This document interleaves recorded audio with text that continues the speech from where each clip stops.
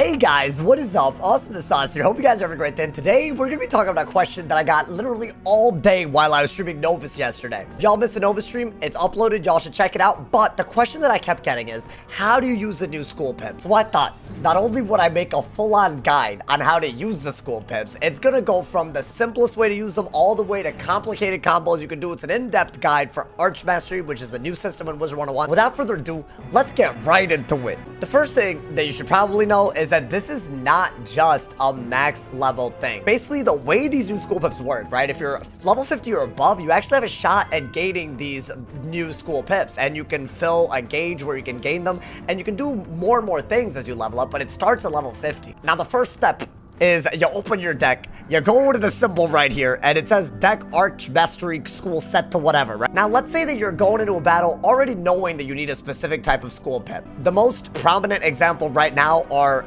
any one of the new spells that you can get from the new world of Novus. So for example, right, the storm spell, what it's basically saying is you need 3 storm pips and you need 1 life pip. So if I'm going into battle already knowing that I want to use a life pip, what I can do it, right, I can click on this, I can click on life, and now the first school pip that I gain will be life. Now, what's very, very fun about this is that you can literally change this mid-combat at any point, and we're going to show you how to do it. Let's get right into that. So I'm here at the Jade Oni. I set my school pip to life, and I basically already gained one. So because of this, basically, this is a 5 pip spell. One of those power pips need to be a life pip. I already have it, so I can literally cast it. We can have fun. We can do the new spell. That is probably the simplest way you can use the new ARCHMASTEry system. Yeah, that's right. That's right. You can summon a teacup first round if you want it. Literally in PvE, it's as easy as first round. Look at that. Amazing. Incredible. Now, in my opinion, though, that's not even the most fun part about it. I think the most fun part is the fact that you actually have the ability to completely change your ARCHMASTEry mid-combat. So now, let's say that I wanted a fire elf, right? I could literally change it to fire just by clicking that. It's that simple. And next round, if I get the gauge to fill it up, what will happen is I'll get a fire school pip. And what's really nice, right? Unlike the teacup look at that spell that actually required the life school pip, this is another example of how you can use a new system at any level. Because I have a fire school pip, I automatically have fire mastery. I can use this, and what would have normally taken up 2 power pips will now only take 1 power pip. This kind of idea is going to be especially useful if you run 3 schools of mastery as any sort of wizard, but it could also be useful for you just to experiment with mastery in general, right? Like, up to now, you've needed to spend like 7,000 crowns for a mastery amulet just to try a new spell if you're anywhere under level 100. But now, if you really want to use an elf as a fire when you're PvEing, if you want to do it for a strategy, it's as simple as changing it mid-combat. Anybody can do this free of charge. You don't have to quest, just be level 50 or above. Now, let's say that you want to use a spell that's even more, right? Let's say that I want to use a death spell, right? You do have to be a little careful, because if I were to use this, even though I have 1 dead school pip, the other 2 pips are not dead school pips. So if I were to vampire right here, it'll use absolutely everything, including the life school pip. It'll use everything on me. So you got to be a little careful. You got to make sure that you keep track of what pips are usable for what. If it's not, if the school pip doesn't actually relate to the spell, it's as good as a new pip if it's off school. So those are basically the most basic rules that you're gonna want. I think the way that they designed it is actually very nice, because if you are supposed to need the school pip, it'll prioritize its usage. But let's say they're using a spell that actually doesn't require school pip and just requires regular pips, it'll just use the regular pips. It'll prioritize the regular pips before the school pips. Where I think it gets even more interesting is when you run stuff like a fire mastery.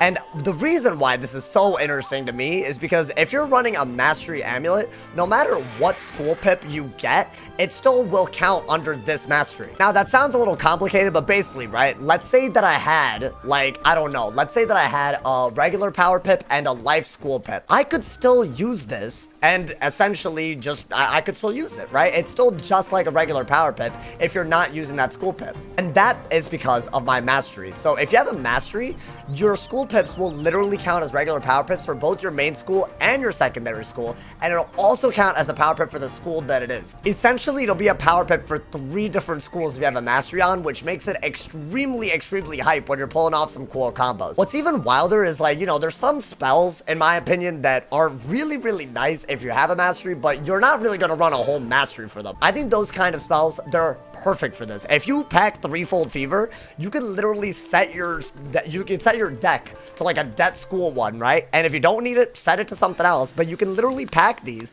and use them while running a fire mastery on any school. You can run any mastery on any school and still be able to use just one power pip in order to mitigate healing. Same with using writing the scales, right? Like, it's really annoying to have to use 3 whole pips in order to get rid of traps, but let's say that you're running a mastery that's not balanced. You can just set your arch mastery to balance and you have a really solid anti-trap stack. And let's say you're not going against a trap stacker, just don't choose balance for your arch mastery. Basically, in PvP or even in any other form of combat, you have way more control when you're using spells that are not of your school. Now, as far as how fast you're gonna get them, I think right now in Test Run, the rate is very high. As you saw, us getting a new school pip basically every round, but I don't believe that these are valued like that. I think they're valued at slightly more powerful than a power pip. So I think it's safe to say that unless you literally have a lot of Arch Mastery rating, you're not gonna get a school pip every 1 or 2 rounds like I was getting just now. There seem to be 2 factors that actually affect how fast you can get a school pip, and this basically just affects how fast you can switch from one school to another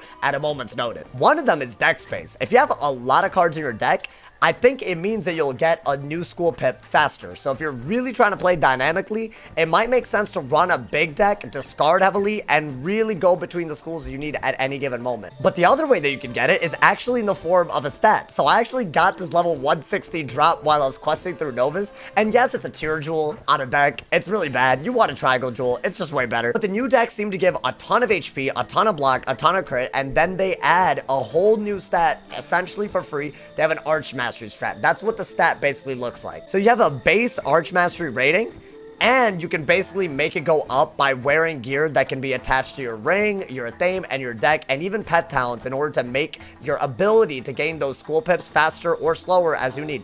One thing that I kind of wish that they could do is when you're changing decks that have different numbers of cards in them, I wish that your rating would actually change. Because right now, it doesn't do that. Maybe that's something in the future, but this is based on the leaks that we have received, specifically from the devs themselves.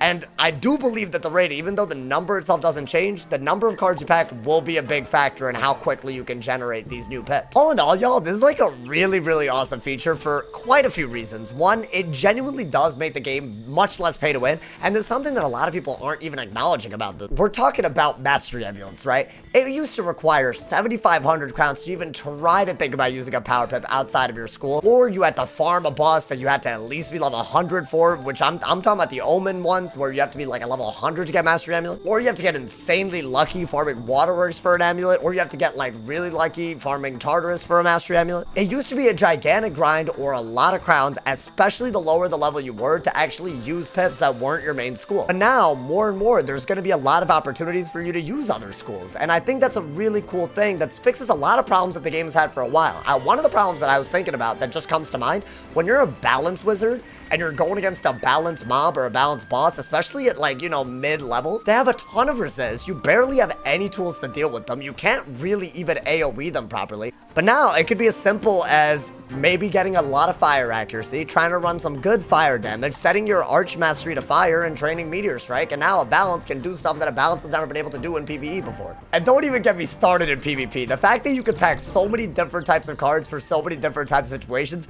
the only thing holding me back from literally putting so many things in is card space, deck space at this point. So as confusing as it might be, I hope y'all try to give it a shot, because I think it's one of the best changes that Wiz has put out in ages. It's honestly the actual interface for you to interact with it. Once you start using it, super intuitive, honestly very natural, and just lets you be creative in a way that you just wouldn't have been able to otherwise. Overall, really great update. I'm really happy that the school pips have a lot of value outside of just the spells like this one that deadass required that you have one. And I'm glad that for once, a max level world actually has a feature that actually lets other people that aren't max level feel like they're a part of it. I think that's a really good practice. I hope they do that more. I hope you guys get a chance to use Arch Mastery either in test room or when it drops in live realm. Let me know if you guys have any other questions. I hope I covered most of it. I think sort of, maybe, I don't know. Like, let me know. I'll answer anything that you have. As always, drop a like if you enjoyed. Leave us something to review. Thank you guys for all the love. Stay awesome. And yeah.